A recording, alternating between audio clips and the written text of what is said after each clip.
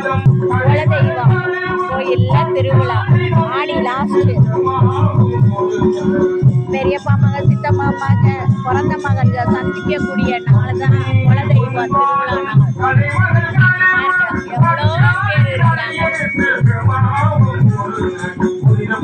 எல்லாருமே குளிச்சு நாடகம் பார்க்குறாங்க பாருங்க.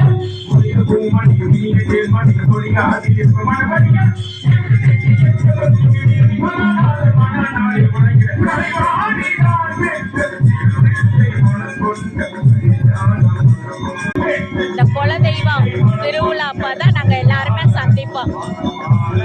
கல்யாணத்துல கூட நாங்க சந்திக்க மாட்டோம். இந்த குலதெய்வம் பிறந்த மகள் எல்லாருமே வரணும்.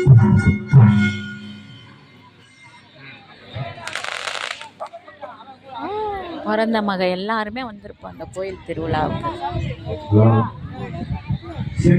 மாணிக்கம்